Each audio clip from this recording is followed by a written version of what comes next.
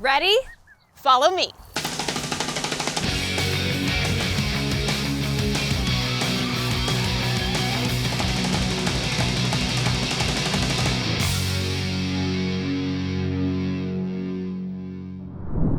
For centuries, Arizona has been a magnet for treasure hunters. From the early prospectors chasing the glint of gold to today's geocachers navigating with satellites and smartphones, people have scoured the land hoping to uncover something hidden. No matter what you're searching for, though, hiking Arizona's trails is a treasure all its own.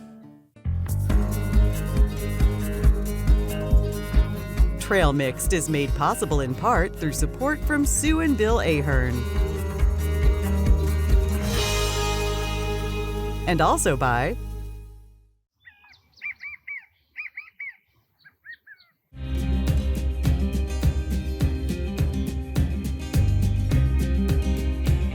For more than a century, the legend of the Lost Dutchman mine has haunted the Superstition Mountains. Prospectors, historians, and hopeful wanderers have all been drawn to its enduring promise, a rich vein of gold said to be hidden somewhere within the jagged peaks. Countless maps, clues, and whispered stories have fueled the search, and more than a few have risked everything chasing its glittering promises. In these mountains, where facts and fiction blur together like a desert mirage, the Lost Dutchman mine remains one of the American West's most irresistible mysteries. We are headed out on Peralta Trail, and every time you head into the Superstition Wilderness, there's just this sense of excitement because you never know if maybe you'll be the lucky one to find the treasure. Let's go see if it is in fact our lucky day.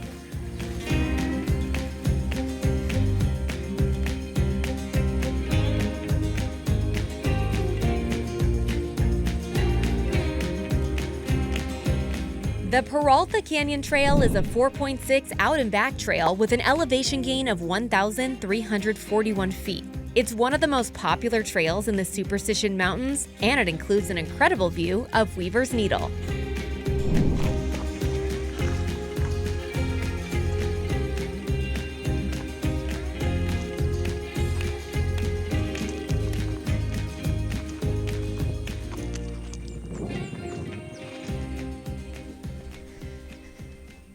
This trail is rocky, but not like fine, loose rocks, big boulder type rocks. So it makes it a little interesting. And the trail is so lush and green right now. I like to say the desert has its dress clothes on for us. And you know what? Not only is it green, I hear water. Wow, look at this.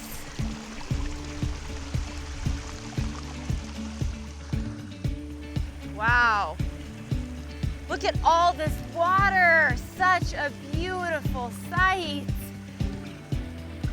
Out here in the desert, this water alone is treasure.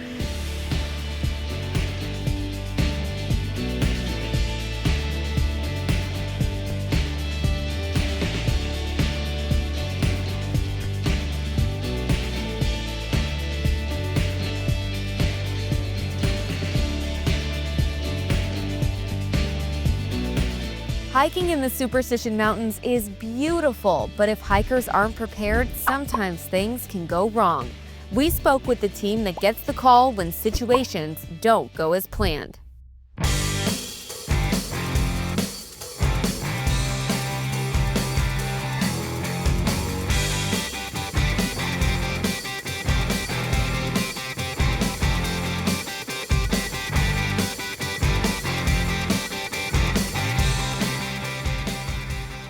Clearly, you're the sheriff now, but you spend quite a lot of time doing search and rescue. Can you tell us about your time doing that and why you're so passionate about it still? It was 2 different stints. I started in search and rescue as a deputy in 2008. Stupidly, I decided to promote in 2014 and lost my dream job, but God had other callings. And then I had just been made the lieutenant over aviation and search and rescue when Mark Lamb asked me to run for sheriff. There have been a number of times when these are not rescues, they're recovery efforts. And one of those instances was in 2010 when a group of friends came out, and it probably was a fun, exciting adventure for them, but it ended in tragedy. Can you tell us about that? It's a sad story because they were three friends from Utah. One of the friends spent a lot of time on the computer, and he was absolutely convinced that he had found the Lost Dutchman mine. And he talked his two friends to come out. They drove down from Utah. They literally poured out milk from milk jugs and filled them up with water and thought that was enough water to take them to where they went. That was in the middle of summer, and I've led ground teams on that search. It was over a week-long search, and we couldn't consume water fast enough. We had camelbacks on, and still you were sweating so profusely there, so you can't honestly carry enough water in August to go out into the desert for any length of time. Do you, Sheriff Teeple, think that there is treasure to be found in the Superstition Wilderness? Is it out there?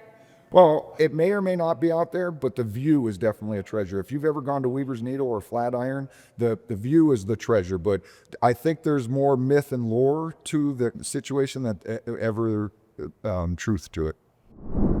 Here's a hiker safety tip I want to share with you. Anytime I'm heading into the wilderness, I take a photo of myself and I send a text of that photo to a loved one along with details about exactly what I'm wearing, what trail I'm hiking, who I'm going with, or if I'm going solo. I also let them know when they can expect to hear from me again. So if they didn't hear from me, they would know something has gone wrong, and they have a picture of exactly what I look like on the trail to share with authorities and other hikers.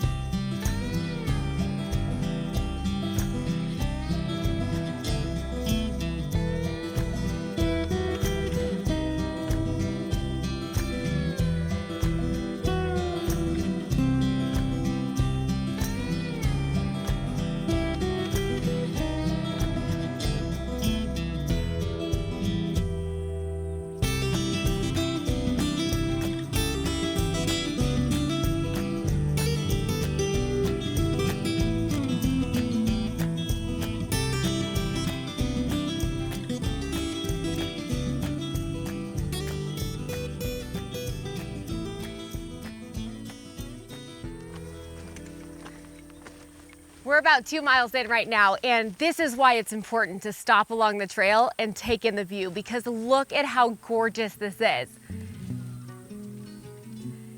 We've got all sorts of beautiful rock formations. The saguaros are popping right now, and look at all the layers of mountains behind us.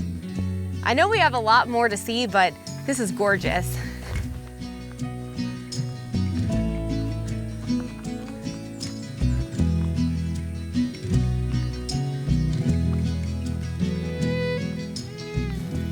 Wow, as we come around this corner, I'm noticing there are these really cool rock spires. Look at these. There are so many amazing formations out here on this one hike.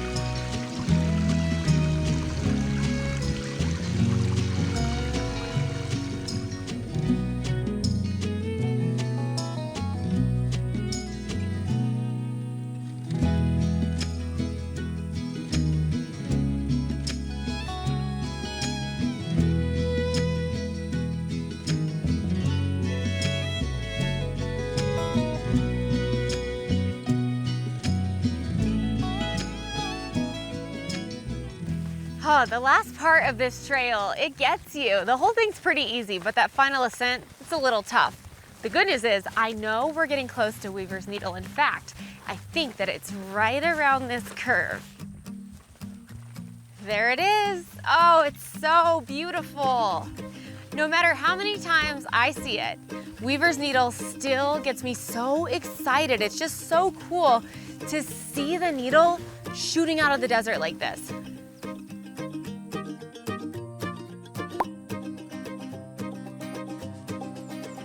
Isn't it crazy to think that while we're out here hiking for fun, there have been people who came out here and made it their mission to find that gold? Unfortunately for us, we didn't find any gold today, but now we're gonna go try to find a different type of treasure, and I think we'll have better luck.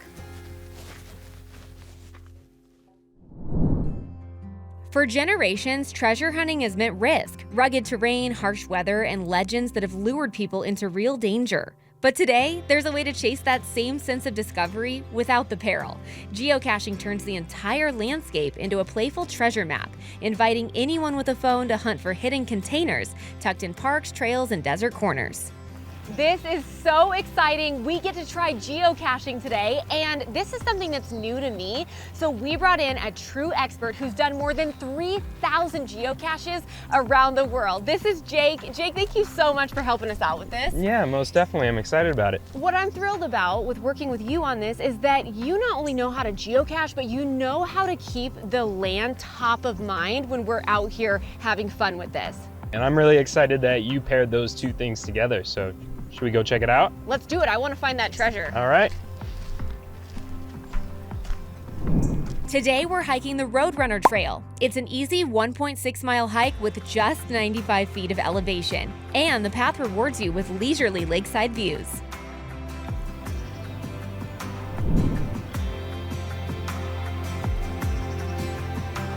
So what is geocaching? So about 25 years ago, access to satellites was opened up for GPS for anybody. And within a couple days, someone wanted to try hiding just a small container in the middle of nowhere and using the GPS satellites to figure out how to find it. So they went ahead and did that, and then it kind of slowly built from there into the geocaching company that it is today, where you hide different variations of these hides all across the world and you use GPS waypoints to find them. I love that someone took this serious technology and decided we're gonna have fun with this. Most definitely, and it was only within a couple days that they actually started doing it, and then it blew up into a ton of different styles of hides and styles of caches. And now we get to keep enjoying it. Most definitely.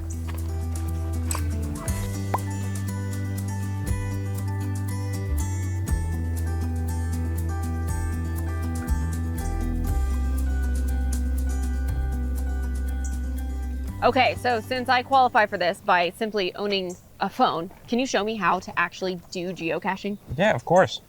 So back in the day, I used to have an entire GPS unit, and you would have to coordinate where you were going before you even left. But now they have a pretty rad, easy app. And you open it up, and it shows where all the geocaches are. But it only gets you within about 10 feet, and then you have to try to figure out where it is there. And sometimes there's a hint or a puzzle.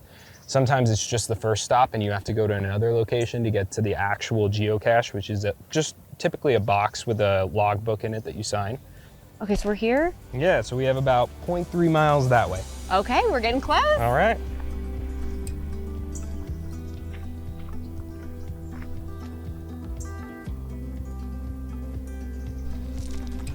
Why do people geocache? Yeah, there's a lot of reasons that people geocache. One is kind of gamifying the outdoors. So it's getting people to just go outside almost like a video game, except for exploring nature. But there's also a lot of different kinds of geocaches. Some you have to solve mentally before you can even figure out where they are. Some of them are really small and hidden in very specific ways. So it can kind of catch that puzzle solving aspect to your brain. But the reason that I really like it is a lot of people highlight very special places to them. And it might not necessarily be like a really popular place, but it's special to one person somewhere. And then you go and you place a log in there and you write your name and then you report it online. And when you report it, you kind of share your story and other people share their stories, and it kind of operates as a good memory for me. And I get to look at other people's stories. Yeah, it seems like there's a really strong sense of community with geocaching. Yeah, for sure.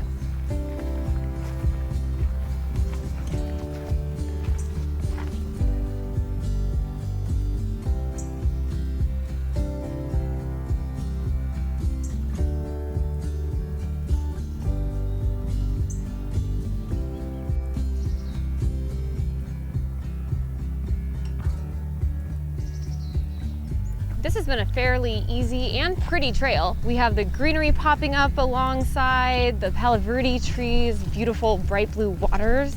What does this say? Site of 2-room prehistoric Hohokam Indian Hilltop Lookout. And that makes sense because the name of the cache is Travel to Room with a View. Okay, so it has its own name. They all have their own name? Yeah, most definitely. And this is kind of what I was talking about with picking out special locations. This is an Indigenous heritage site, and that's also a reason for us to be really respectful to the area and to make sure we're being sustainable in how we go about it. Absolutely. So it's right up here then? Yeah, right up here. Cool. All right, so we're about 114 feet away. It tells you how close we are right down to the amount of feet? Yeah, usually around 3 or 4 feet it gets you to within. So it has a clue here. A clue? Yeah, a hint. Is it Arbor Day? Okay, so there's trees right there. Yeah, but you can also see that this is kind of the end of the trail right here, and I don't want to damage anything or create a new trail. So what I'm going to try to do is stick to the area where it looks like someone's already been, and I'm going to try to stay on rocks. Good advice. So we're about 50 feet. Ooh, some of these rocks are loose. A little bit. Always an adventure. We are getting quite close to the water, but it's not underwater, or it would tell us that, right? Yeah, and there is a couple that are underwater. There's all kinds of different ones that have different difficulties and require different skills. And there's all kinds of different sizes too. So this one is going to be a little bit smaller. So what kind of container would you think we're looking for? Yeah, back in the day it was Altoids cans because you could fit a logbook in it. Now it's a lot of like pill containers or prescription bottles or things that have like a nice tying mechanism on them, but that you can hide and sneak in. So it said Arbor Day. We're within a couple feet. Do you see something? I see it. And it's funny, you said prescription bottle. I was like, is that a prescription bottle? It kind of has like a circular top on it. All right, and you can see that they camoed it up so that you can't see it from afar. Looks pretty beat up, pretty old. Yeah, we can check how old it is. Should we see what's in it? Yeah, for sure. Open it up. What's in here? Oh, okay. Sticker, shark sticker. We like that. Okay, is this the log then? Yeah, so there's a lot of tradables that people put in. So the typical rule is if you take one, you put one in. Okay. You have anything to put in it? I do have something to put in it. Believe it or not, they didn't just leave us a shark sticker. Oh yeah? There's so much treasure. There's a little ducky. I think he's made out of glass. And a lot of geocachers have their own like signature for things they leave. So one person might be like the duck person and one person might be the eraser person. So Oh my gosh, you can this pick and is choose. a necklace with a T on it. That's pretty My cool. son's name is Teddy. There you go. I feel like this was meant for me. And you literally found it on a treasure hunt, which is a That pretty is cool story. so amazing. Would you like anything? You want a duck? I would love a A duck. keepsake duck Yeah, for your troubles? Yeah. Do you have something that you're gonna leave in place of those? I do. All right, so I have a sticker and this cute little trail mixed flashlight keychain. I actually don't think that the sticker, well, You can maybe give it a it'll fold it barely in fit. half. Yeah. Let's see. Okay, we got it. Yay! And then I just need to toss the logbook in. Okay, There we go. we did it. My first geocache. Congratulations. This is so exciting. Yeah. Thank you. All right, so now we gotta put it back, and the rule is putting it back a little bit better than you found it. So exactly like you found it though, as far as coverage? I know you say better, but do you want to hide it more? Do you want to hide it less? Anything like that? It's kind of how you came up on it and how it's described in the post. So if it's easy in the post, you leave it easy. If it's supposed to be a little bit more complicated, you follow their lead. Thank you for making sure that we had an easy one for my very first experience geocaching. And I gotta problem. tell you, Jake, this truly felt like I came upon treasure. I mean, a gold piece of jewelry, are you kidding me? It's pretty cool. I can see how people get really addicted to geocaching. And what I am the most thrilled about with finding this new hobby is it's just another reason to get outdoors and have fun in nature. And find unique little spots that can provide some memories and a better understanding of place. And what a great expert we had, Jake. Thank you so much for helping us out. Thanks, I try. And you know how Jake mentioned that some of the geocaches were underwater? Well, we found one pretty close to here where we're gonna have to cross water to get to it. Let's go.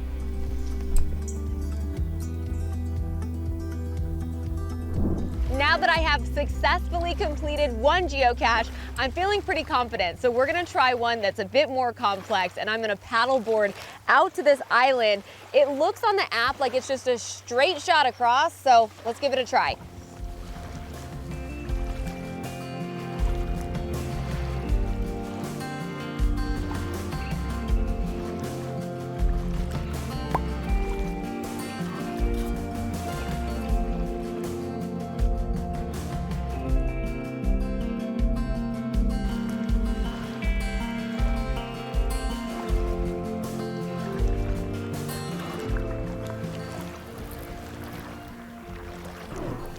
All right, we're here. That was a relaxing little paddle, and let's look at the app. Looks like we don't have very far to go at all. So I'm just gonna pull on the paddleboard and we'll get on our way. So I don't slip. Pretty slimy.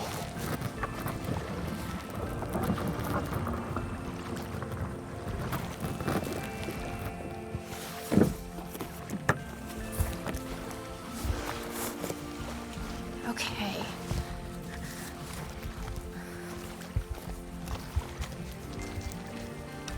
Let's see what treasure we can find on this island.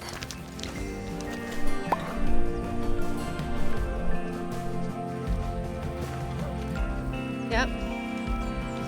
It's gonna be right here.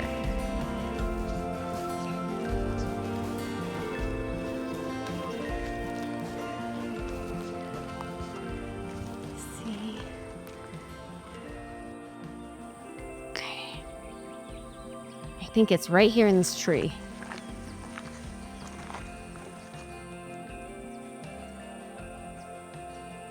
All right, we're 11 feet away. 10 feet. Oh, we're getting close. Okay. 5 feet. It's jumping around a little bit. Now it says 2 feet. So it's got to be right here. I think it's going to be under the tree like the last one. Let's see. Where is it? Okay, these are some prickly, this is a prickly tree. Okay, is it under here? Oh, I see it. Okay, another bottle. Okay, here it is. Another bottle. Okay, I'm like stuck under this tree. So let me reconfigure here so I can show everyone what's in here. All right, there's the log. Congratulations, you found an official geocache, and this is called Cow Cove Island. All right, it jingled. What could it be? Oh, a couple of keys. These are like old school skeleton keys. You see how cool that is? So 2 of these. That's a neat little treasure to find. Now I'm gonna take one of these and I'll put in a sticker from Trail Mix. After I fill out the log, of course.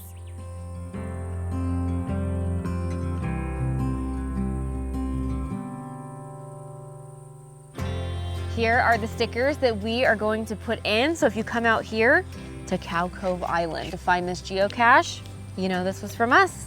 Very cool.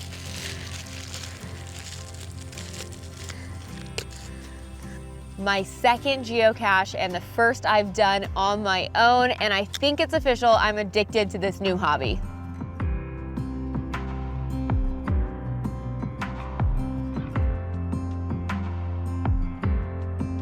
What a fun adventure we have had. And don't forget that whether you're looking for gold or the trinkets of a geocache, the real treasure, that's the trails. Thank you for joining us on this episode. We'll see you when our paths cross again on Trail Mixed. Trail Mixed is supported in part by... There are so many reasons to love the play with the Arizona Lottery. Because every time you play, you're giving back to your community. A portion of each lottery ticket helps to protect and conserve Arizona wildlife, preserve their habitats, and reintroduce critical species through the Arizona Game and Fish Department Heritage Fund. When you play, you're playing for our environment, for our wildlife, and to better our state. Now that's a lot to play for. Arizona Lottery. Love the play. Banner Sports Medicine, the same expert care trusted by the Suns, Mercury, and Diamondbacks, is available to everyone. Academic-level care from fellowship-trained specialists. Proud sponsor of Arizona PBS.